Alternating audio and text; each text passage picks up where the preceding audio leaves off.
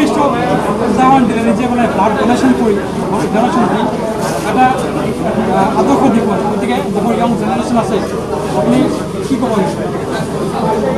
আজি 14 June international মানে blood donate day হিসাবে বা ৰক্তদান দিৱস হিসাবে সমগ্ৰ পৃথিৱীত সকলোৱে হেডচাৰে ব্লাড দি আছে।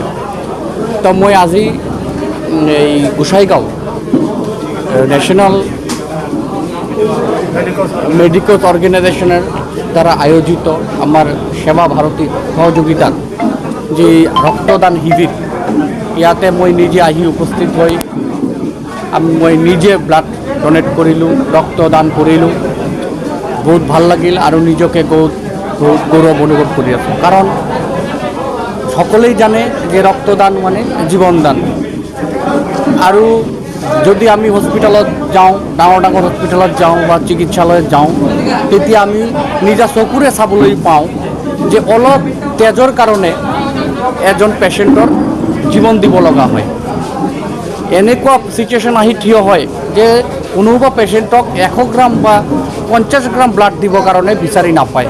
ব্লাড বেংকত ব্লাড নাই।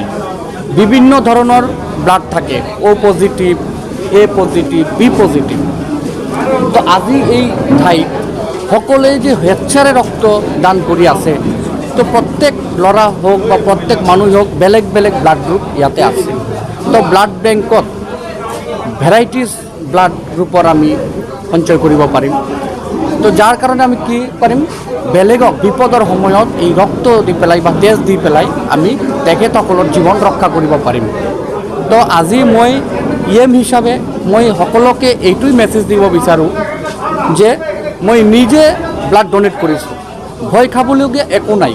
মানুহে ভাবে যে ব্লাড দিলে হয়তো ক্ষীণাই যাব, মূৰ ঘূৰাই পৰি যাব, হিমোগ্লোবিন কমি যাব, দেহা বেয়া হ'ব, কাম কৰিব নোৱাৰিম। এইটো ভুল কথা। উইথিন 72 আৱাৰ্ছ ব্লাডটো ৰিকভাৰী হৈ যায়। তো সেইকাৰণে আমি এটা মহান উদ্দেশ্য লৈ, এটা সমাজৰ মহান চিন্তা লৈ আমি বছৰত অন্তত একবাৰ যদি ব্লাড ডোনেট কৰোঁ, তেনেহ'লে বহুত ব্লাড আমি সঞ্চয় কৰিব পাৰিম ব্লাড বেংকত। আৰু আমাৰ দুখীয়া পেচেণ্ট হওক বা যিকোনো পেচেণ্ট হওক, তেখেতসকলৰ জীৱন ৰক্ষা কৰিবৰ কাৰণে আমি মানে গৌৰৱ অনুভৱ কৰিব পাৰিম। তো সেইকাৰণেই মই আজি সকলক এই নেশ্যনেল মেডিকেল অৰ্গেনাইজেশ্যনক মই ধন্যবাদ জ্ঞাপন, সেৱা ভাৰতীক মই ধন্যবাদ জ্ঞাপন কৰিছোঁ এনেকুৱা পদক্ষেপ লোৱাৰ কাৰণে। আৰু আজিৰ এই যিটো অনুষ্ঠান আমাৰ প্ৰয়াত জিলা প্ৰচাৰক ওম প্ৰকাশ চতুৰ্বেদী নামক এই আজি ৰক্তদান শিবিৰ ইয়াতে অনুষ্ঠিত কৰা হৈছে। তো তাৰো আত্মাৰ শান্তি কামনা কৰিছোঁ। আৰু লগতে অহা দিনত আৰু আমি যাতে এনেকুৱা মানে অৰ্গেনাইজেশ্যন, ছ'চিয়েল অৰ্গেনাইজেশ্যনৰ মাধ্যমত এনেকুৱা ৰক্তদান অনুষ্ঠান বা শিবিৰ আমি কৰিবলৈ যাতে সক্ষম হওঁ। ধন্যবাদ। গোসাইগাঁৱত ডাঙৰ আছে আৰু এখন হস্পিটেল সকলোৱে গৈ আছে। ইয়াত মানুহে প্ৰয়োজন ফিল কৰিছে যে ব্লাড ডোনেশ্যন, ব্লাড বেংক এটা প্ৰয়োজন হৈ পৰিছে। হয়। এই ক্ষেত্ৰত আপোনালোকে চৰকাৰখনে বা আপুনি স্বাস্থ্য বিভাগৰ কি হিচাপে কি পদক্ষেপ গ্ৰহণ কৰিব?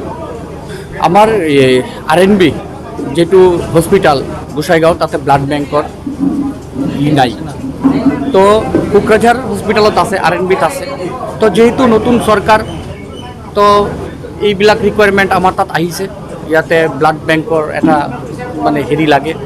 তো আপোনালোকে ভাল এটা কুৱেশ্যন কৰিছে, মই ভাল পালোঁ যে আগতে মিডিয়াসকলে কোনোবা মানুহৰ ইণ্টাৰভিউ ল'লে এনেকুৱা কুৱেশ্যন কৰা নাছিলে। তো ভাল কথা, আপোনালোকৰ এই সংবাদ মাধ্যমৰ জৰিয়তে মই ক'ব বিচাৰোঁ যে এই হস্পিটেল নিৰ্মাণ হোৱাৰ লগে লগে ব্লাড বেংকো ইয়াতে থাকিব।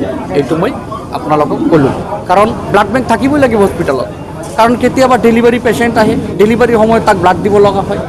গাইনোৱে ইনষ্ট্ৰাকশ্যন দিয়ে ব্লাড বিচাৰক, ক'ত ফুৰি থাকিব। সেইকাৰণে ব্লাড থকাটো অতি জৰুৰী।